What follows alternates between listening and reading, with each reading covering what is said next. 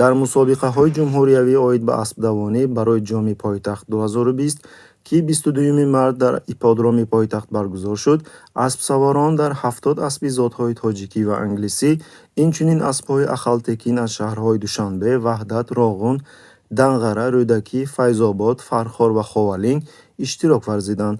дар ин хусус сардовари ин мусобиқа Арбоб Мирзо Шамсиев рӯзи 24 март хабар дод. зоти аспҳое ки дар тоҷикистони мо машҳур аст бо номи аспи тоҷикӣ албатта ҳамчун саворӣ муаррифӣ карда мешавад. ба гуфтаи Шамсиев, мусобиқаҳои варзиши аспдавонӣ аз ҷониби мақомоти шаҳрдории пойтахт ва Вазорати кишоварзии Тоҷикистон дар якҷоягӣ бо Федератсияи миллии аспсаворӣ ва бузкашӣ ташкил карда шуданд.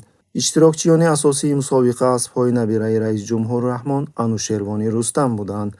дар мусобиқаҳои рӯз дар масофаи 2000 метр дар байни аспҳои зотҳои англисӣ 4 сола ё бештар аз он, аспсавор Манучер Асомиддинов бо аспи лақабаш Шерхондар, ки соҳиби он Анушервони Рустам аст, бо натиҷаи 2 дақиқаву 3 сония ғалаба кард.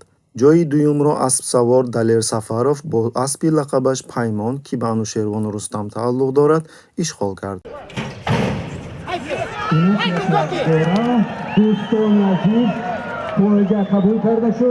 ёдрас мекунем ки дар озмуни соли гузашта низ аспҳои набираи Раис Ҷумҳур чун ҳар вақта ҷойи аввалро гирифта буд.